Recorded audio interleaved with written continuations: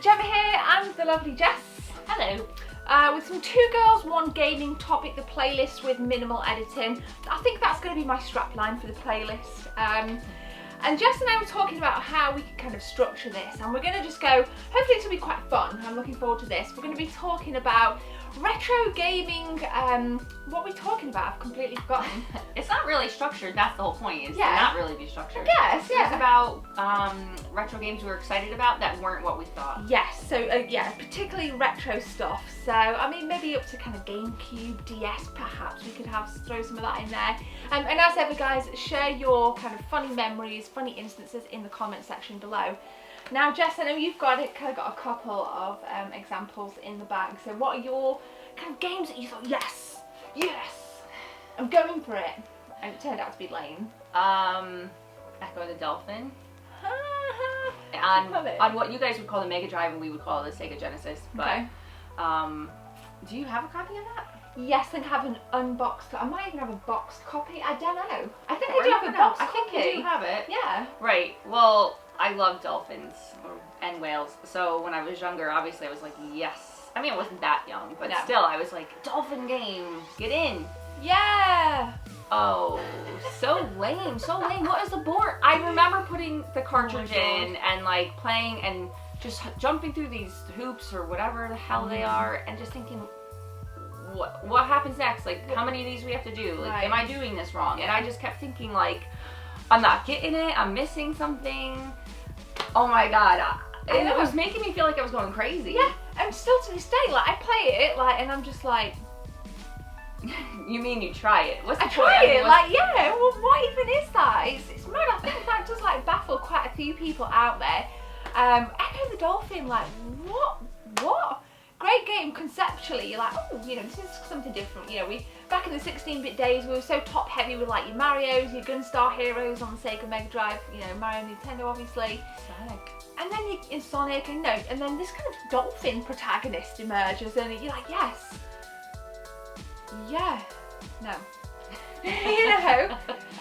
This keeps going like light and dark and light and dark, so I apologize. Yeah. I think like we have, I don't know, it must be just clouds going by or God knows what. I'll try and fix it in Final Cut. We'll see. We were too lazy to get the lights out. This is the playlist where anything goes anyway. Yeah. It's absolutely fine. Yeah, and too lazy to go. We're having a bit of a sort out in here.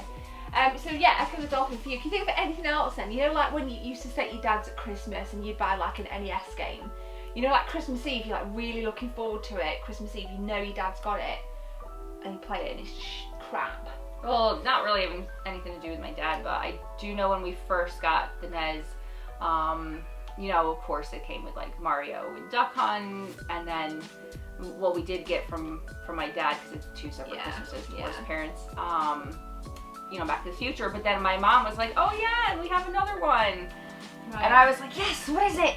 Oh yeah. And it was some stupid ass Sesame Street game. Really? Yeah, because it was really meant for my brother who was a lot younger than us. My age? Right. My baby brother is Gemma's age.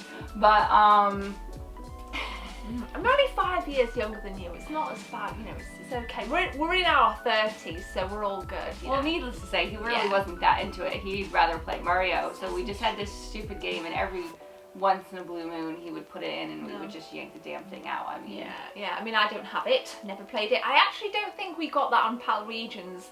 If you have a copy of Sesame Street, please tweet me to this address here. I want to see your copy of Sesame Street on the NES. I don't remember if it was called Sesame Street or Bert and Ernie something. I don't remember. I just remember it was Sesame Street characters and it was lame.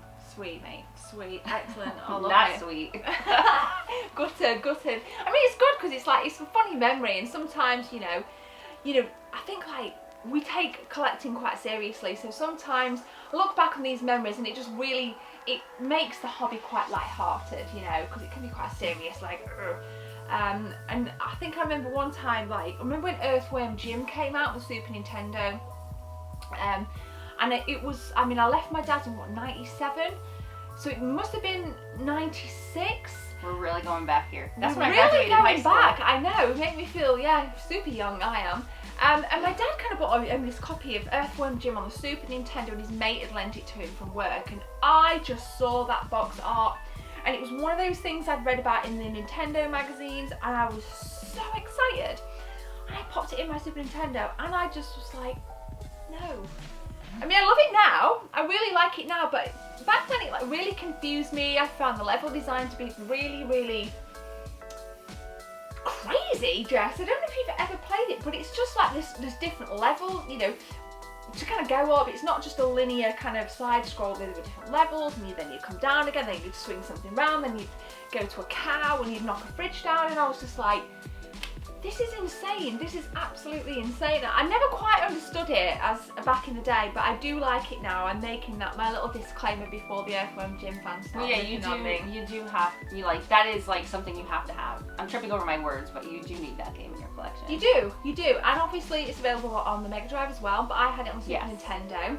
Did you ever play it? On the Mega Drive. On the Mega Drive. Genesis, for us Americans. What did you think? Did you have a similar like vibe with it, or was it just me or what?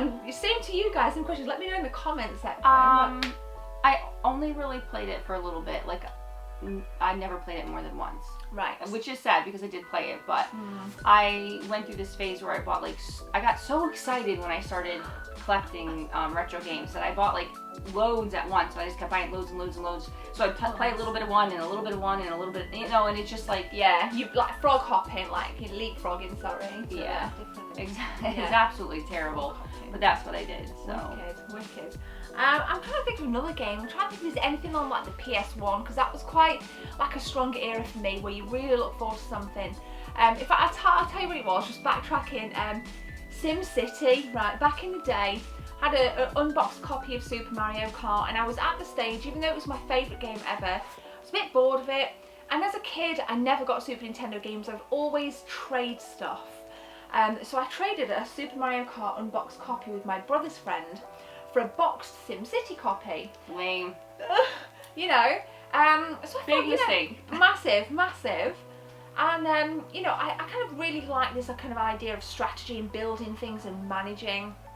But the Super Nintendo port of SimCity is very, very weak, and there was no save game feature, so you'd get 2 hours into building your city up. We've got cats here, come on Husk. And then you'd be like, okay, I'm going to turn it off now and go for something to eat, and you literally couldn't save it. So although I really liked the gameplay, it took me a while to kind of figure it out, but the lack of save function was quite frustrating as a kid. But I guess now I can play it on my Retron 5 and just use the cheeky save state. Back then didn't have that luxury, really knocked me. I was really looking forward to it as well. No, really I think SimCity is more of a PC game. Completely agree, completely agree. I think some things should have never been bought onto console. Right. Ever. You know, and I think the same could be said for Theme Park World. First played Theme Park back on the PC, then on the Super Nintendo. It was okay on the Super Nintendo. Then the sequel came out, I believe it was on the PS1. Dude, I was so excited, so like a kid in a candy shop excited. And it came out, and I don't know what it was about the game, I just couldn't get into it. I didn't like the graphics, I didn't like the textures, I didn't like the rides. It just fell really flat for me. I was like, no! Breaking my theme park dream. I bloody loved that game, loved that franchise. Roller Coaster Tycoon now, but you know, what a Planet Coaster, but you know, really, really mad stuff. What did you think of Theme Hospital though? Because that's kind of along the same types of lines. Loved it, and I often see lots of people on like social media saying they'd really like a bit of a Theme Hospital reboot. So we'll see if we ever get that, but definitely let us know some of your stuff in the comment section below. Alright guys, so a couple of kind of memories from ours, a couple of games we were looking forward to, but really disappointed us. If you don't want to comment, send me a tweet. Everything is in the description below. Jess, thanks as ever for your time. I really appreciate it. No problem. Thank you. But it's always nice. A lot of people really like to see you on videos, so it's all good. Aww, be kind to yourself. Okay guys, thank you for watching. Don't forget to hit subscribe and stay tuned for future content, and be kind. If you want to be cool, actually, I'd love it if you could share this video with your friends. But for now, have a beautiful evening. We're going to have a Chinese takeaway to celebrate. Or take out. Take out to celebrate. We've got some good news going on recently, so it's all good. So thanks for watching guys. Take care, see you soon.